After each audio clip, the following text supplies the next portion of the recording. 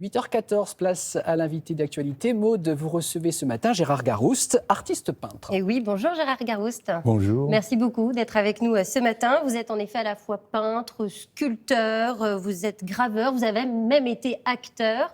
En ce moment, il y a une grande rétrospective qui retrace votre œuvre. Ça se passe au Centre Pompidou à Paris. 120 tableaux qu'on peut découvrir ou redécouvrir. Ce sera jusqu'au 2 janvier.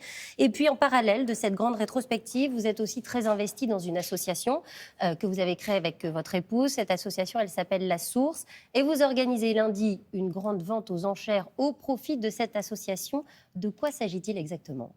Bien, vous savez, comme toutes les fondations et associations, il faut vraiment tout d'un coup trouver des financements. Et là, nous avons des collectionneurs, nous avons un public qui est très intéressé par cette vente aux enchères. Alors vous avez une maison d'édition, Vitra, qui chaque année propose un artiste. L'artiste connu cette année, c'est TAF. Et de cet artiste, vous avez 50 artistes connus qui customisent, comme on dit, cette chaise, et chacun part un peu dans un côté un peu délirant, parce que l'idée, c'est vraiment à partir de cette chaise qui est assez classique finalement, vous avez tout d'un coup, voilà, par exemple celle-là, vous avez tout d'un coup une interprétation très personnelle de chaque artiste. Mais surtout, ce qui est intéressant, c'est que les mécènes sont très intéressés de voir comment un artiste peut créer quelque chose à partir d'un objet comme ça. Ce que je peux vous dire, c'est que vous savez, c'est très important pour nous. Vous me parliez de la rétrospective de La Source, de la rétrospective de votre carrière, de ma carrière au Centre Pompidou, mais toute cette œuvre, tous ces tableaux, ce qui compte, c'est un petit peu l'avenir, c'est-à-dire l'avenir, ce sont les enfants, c'est-à-dire ça s'adresse avant tout aux enfants. Et c'est bien d'avoir des collectionneurs, de montrer des tableaux dans une exposition, mais vous avez, le Centre Pompidou m'a donné même un étage, le mezzanine, au profit, pour présenter La Source. Alors ça, c'est vraiment formidable. Parce que c'est une association pour les enfants des milieux défavorisés. Qu'est-ce qui est à l'origine de la création, justement, de cette association ? À l'origine, c'est... déjà, j'avais connu ça, des enfants défavorisés en Bourgogne. Oui. Moi, j'étais chez ma tante où il y avait des enfants de l'assistance publique, oui. Donc je connaissais bien. Mais plus tard, quand je me suis installé en Normandie, j'ai retrouvé, avec ma femme, on a retrouvé ces mêmes enfants. Et là, on s'est dit, maintenant qu'on est adulte, il est temps de faire quelque chose. Et vous savez, les enfants issus comme ça d'un milieu difficile, oui. Très difficile, les nôtres, en tous les cas, sont des enfants qui vont bien. Simplement, ils sont cassés par la vie. Par la vie. Ils n'ont pas ils n'y croient pas. Ils n'ont pas d'avenir. Ils se sentent sans avenir. Donc, il faut tout d'un coup leur dire, mais attendez, la vie, tu sais, c'est plein d'utopies. Il faut rêver. Il faut redonner cette dimension du rêve. Et vous en savez quelque chose de cette vie qui n'a pas toujours été tendre non plus avec vous. Si je ne me trompe pas, vous aviez un papa violent, et c'est le dessin qui vous a sauvé, c'est ça ? Ah ça, oui, ça c'est sûr que moi, j'étais très mauvais à l'école. Vous étiez un cancre, vous le dites vous-même, hein, c'est ça ? Oui, j'étais vraiment un cancre.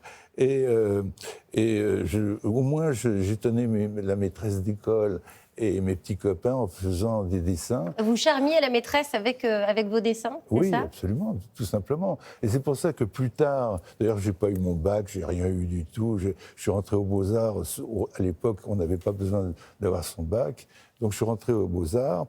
Et dès que j'ai vu ces enfants, je me suis souvenu que l'art était une manière de protéger les enfants, de les faire rêver.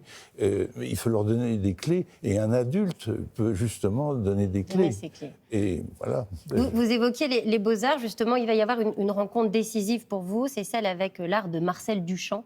Qu'est-ce que ça a provoqué chez vous ? Vous savez, Marcel Duchamp, on était dans le fin XXe siècle. Tous les artistes, tous les grands artistes, oui. Étaient de plus en plus iconoclastes. Matisse, Picasso, Et tout d'un coup, vous avez un artiste inouï qui lui... Qui nous montre un urinoir. Un urinoir, il appelle ça une fontaine. Et l'artiste n'est plus celui qui fait l'objet, l'artiste, c'est celui qui la montre dans une galerie. Et donc, moi, en tant qu'artiste qui aimait bien dessiner et peindre, il me cassait mon avenir d'une certaine manière. Et en fait, j'ai tout repris à zéro. J'ai refait donc ce que c'est qu'une ébauche. Je me suis inspiré de Poussin dans son métier. Oui. Et donc, il fallait reprendre le métier. Voilà. Alors, j'aimerais bien qu'on voit quelques images de vos tableaux, parce que vous utilisez des couleurs très vives, des couleurs chatoyantes. Et puis, vous mettez en scène des personnages aux membres un peu tordus, des personnages qui ont l'air un peu torturés. C'est votre esprit torturé à vous qui ressort dans ces personnages? Sans doute qu'il y a une projection comme ça, mais je crois que s'ils sont torturés, c'est plutôt lié à mes lectures. Vous savez, pour moi, il y a plus important que mes peintures, c'est le sujet de mes tableaux qui est important.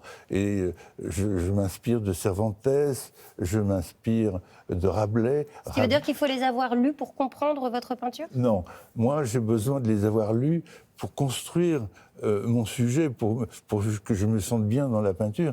Mais un tableau, justement, c'est pas un roman, un tableau.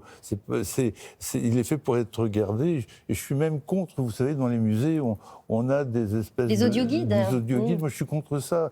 Le tableau appartient à celui qui le regarde. Il y voit ce qu'il veut. Donc moi, si d'un coup je m'inspire de la Divine Comédie de Dante, eh ben, c'est très bien. Mais si on voit tout sauf